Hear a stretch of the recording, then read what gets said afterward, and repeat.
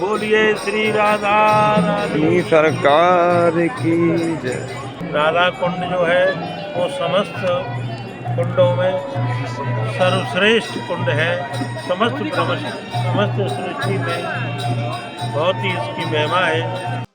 श्री राधा कुंड एक ऐसा सरोवर जो पूरी कर देता है सारी मनोकामना। करीब 5000 साल से हर कार्तिक कृष्ण अष्टमी यानी अहोई अष्टमी को यहाँ देश विदेश से लाखों की संख्या में भक्त अपनी मान्यता लिए आते हैं।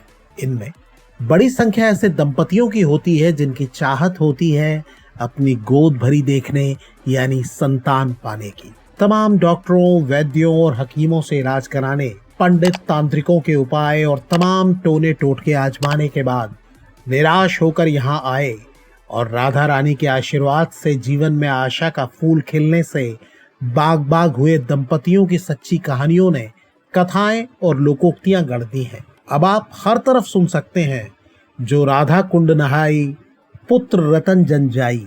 इसमें स्नान करने से पुत्र प्राप्ति भी होती है और सभी मनोकामनाएं सिद्ध होती है। ये मान्यता आज की नहीं, 5000 साल से ज्यादा समय से चली आ रही है।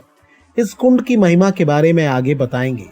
ये भी बताएंगे कि इसमें चमत्कार की शक्ति कैसे आई। पहले बता दें कि राधा कुंड गोवर्धन में है। जो भक्त नहीं जानते कि गोवर्धन कहाँ है, उन्हें बता दें कि ये मथुरा जिले में है। मथुरा शहर से करीब 26 किलोमीटर दूर। गोवर्धन यानी श्री गिरिराज वही पर्वत है जिसे भगवान श्री कृष्ण ने 7 दिन तक अपनी सबसे छोटी उंगली पर उठाए रखा और गिरधारी कहलाए। भगवान ने ये लीला ब्रजवासियों को इंद्र के प्रकोप से बचाने के लिए की थी। लाखों करोड़ों आस्थावान श्री गिरिराज को भगवान विष्णु और भगवान श्री कृष्ण का रूप मानकर पूजते हैं और इसकी परिक्रमा करते हैं। ये परिक्रमा 7 कोस यानी 21 किलोमीटर की है। परिक्रमा 2 हिस्सों में बटी है, बड़ी परिक्रमा और छोटी परिक्रमा।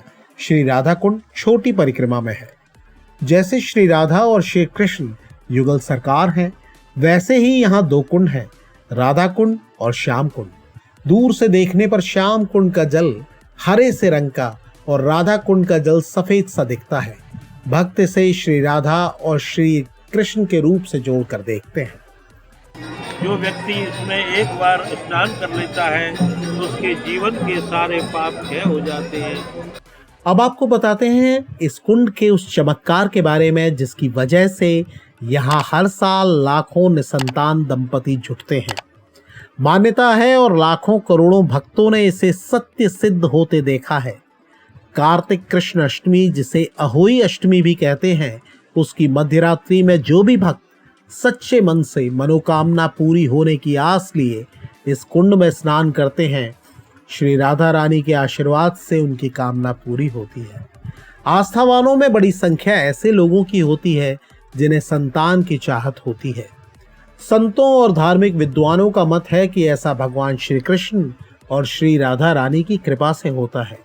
इसके पीछे एक कथा है जिसका वर्णन कई ग्रंथों में तो है ही, जन श्रुतियों में भी इसे बार बार कहा और दोहराया जाता है। कथा द्वापर की है, जब भगवान श्री कृष्ण के मामा कंस मथुरा के राजा थे। कंस की जेल में जन्म लेने के बाद भगवान श्री कृष्ण गोकुल नंद बाबा के यहाँ पहुंचे और फिर नंदगांव आ बसे। वो अपनी गाय चराने गोवर्धन आते थे। गोवर्धन में अरिष्टासुर नाम का एक राक्षस था। वो ऐसा क्रूर राक्षस था जिसकी दहाड़ सुनते ही गर्भवती महिलाओं के गर्भ गिर जाते थे। कंस भगवान श्री कृष्ण को अपना काल मानता था और उन्हें मारने की कोशिश में लगा रहता था। उसने अरिष्टासुर को ये काम सौंपा। कंस के कहने पर अरिष्टासुर ने बछड़े का रूप बनाकर भगवान श्री कृष्ण पर हमला किया। ईश्वर पर किया कोई हमला भला कैसे कामयाब हो सकता था। भगवान श्री कृष्ण ने उसे पहले छकाया, फिर थकाया और कोशिश की कि वो भाग जाए, लेकिन जब अरिष्टासुर ने उदंडता और हट नहीं छोड़ा तो भगवान ने उसका वध कर दिया। अरिष्टासुर के आतंक से परेशान ब्रजवासी खुश तो बहुत हुए, लेकिन कई लोगों ने कहा कि अरिष्टासुर भले ही राक्षस था, लेकिन वो गौवंश के रूप में था। वहीं श्री कृष्ण भगवान होते हुए भी नरलीला की मान्यता से बंधे थे। सबने कहा कि अगर श्री कृष्ण ने प्रायश्चित नहीं किया तो उन्हें पाप लगेगा। तब नारद जी ने इसका उपाय बताया और कहा कि उन्हें सभी तीर्थों की पवित्र नदियों में स्नान करना होगा। इसमें बहुत समय लगता। संत और धार्मिक विद्वान बताते हैं कि श्री कृष्ण ने अपनी बांसुरी से एक कुंड बनाया जिसे श्याम कुंड कहते हैं और उसमें सभी तीर्थों की नदियों के जल को आमंत्रित किया। कुंड भरा और श्री कृष्ण स्नान कर पाप मुक्त हुए। श्री कृष्ण के आह्लादनी शक्ति श्री राधा रानी उनसे अलग कहाँ रहती। उन्होंने अपने कंगन से पास ही दूसरा कुंड बनाया, इसे राधा कुंड कहते हैं। राधा कुंड का जो प्रादुर्भाव हुआ है वो अहोई अष्टमी यानी बहुला अष्टमी को हुआ है और उसी दिन से इस कुंड की बड़ी अद्भुत पूजा होती है। श्री वृषभानु कुमारी जू अष्ट सखिन के झुंड, डगर बुहारत सांवरो, जय जय राधा कुंड। श्री वृषभानु कुमारी यानी वृषभान जी की बेटी राधा रानी सखियों के साथ पधारती हैं और अखिल ब्रह्मांड के नायक सांवरे सलोने श्री कृष्ण कन्हैया झाड़ू लगाते हैं। पुष्य नक्षत्र में श्री राधा कृष्ण सखियों के साथ महारास की लीला करते हैं। लीला पूरी हुई तो श्री राधा रानी ने भगवान से वरदान मांगा।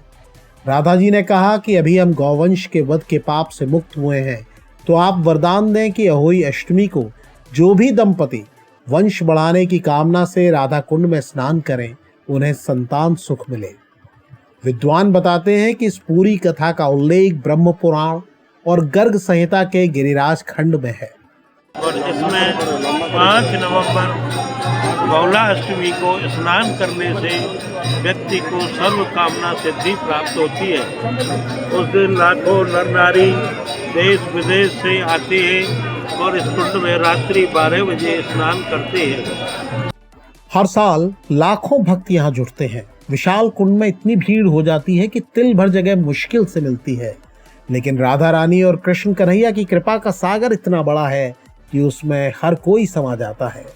तो बोलिए राधा रानी की जय, श्री कृष्ण कन्हैया लाल की जय, श्री राधा कुंड की जय, श्री गिरिराज गोवर्धन की जय। जय जय श्री राधे श्याम।